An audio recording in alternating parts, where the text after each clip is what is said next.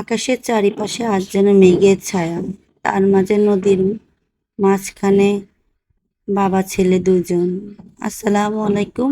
আমরা আজকে কয়দিন আগে রাঙামাটি গেছিলাম। তো অনেক জায়জামালার কারণে, অসুস্থের কারণে ছেলের আমাদের এই ব্লগটা দেওয়া হয় নাই। বাবা ছেলে দুজনে মিলে রাঙামাটি গেছিল অনেক এনজয় করার জন্য। আমরা একটা চাকমাদের রেস্টুরেন্টে উঠছিলাম, কিন্তু রেস্টুরেন্টে খাবার আমার তো পছন্দ হয় নাই। দুজনে মিলে নেমে যাচ্ছে বাবা আর ছেলে। আপনারা দেখেন, অনেক সুন্দর, চারপাশে অনেক উঁচু জায়গা। এত উঁচু জানি না চাকমারা কিভাবে ওঠে। তার মাঝে আমরা সুবর্ণ ঝর্ণাতে গেলাম। ঝর্ণার এখন পড়ে না, এখান দিয়ে বড় ঝর্ণাটা সবকিছু শুকিয়ে আছে। অনেক গরম ছিল তখন, রোদ্রে ছিল, এখন তো অনেক বৃষ্টি। এখন হয়তো গেলে ভালো লাগতো। এর মাঝে আমার ছেলে শাহরুখ খানের মতন পোজ দিচ্ছে। এই যে গিয়ে, মাশাআল্লাহ বাবা তুমি অনেক বড় হও। অনেক সুন্দর করে সে পোজ দিচ্ছে। আপনারা দেখেন, মাশাআল্লাহ বাবা তুমি অনেক সুন্দর, আকাশের ভিউটা অনেক সুন্দর।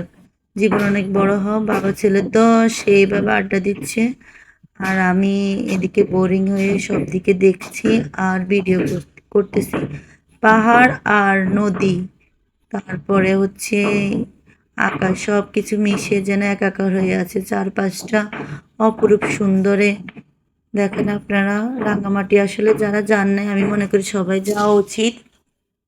জীবনে সবাই ঘোরা উচিত, ঘুরলে মন অনেক ভালো থাকে। আমার ছেলে অনেক টায়ার্ড হয়ে গেছিল, ঘুমাচ্ছে, একটু রেস্ট নিচ্ছে।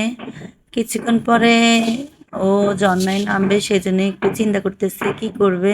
ঝর্ণাতে গোসল করবে, তো ওইদিকে ওর বাবা বসে আছে আর বলতেছে উঠো উঠো, দেখো চারপাশটা কি সুন্দর। আমরা ঝর্ণার কাছাকাছি চলে আসছিলাম। ঝর্ণার কিছুক্ষণ পরে এই যে ঝর্ণা, মাশাআল্লাহ সৃষ্টির কত সুন্দর একটা ঝর্ণা। আল্লাহ পাক এত সুন্দর করে সবকিছু সৃষ্টি করেছে, যা বলার, বলে শেষ করার নাই। আমার ছেলে ঝর্ণা উঠতেছে, মানুষের জন্য তো পারে না। ছোটদেরকে প্রায়োরিটি দেওয়া আসলে অনেক দরকার, তারা বুঝে না। সবাই বড়রাই সেলফি তোলার জন্য অনেক ব্যস্ত।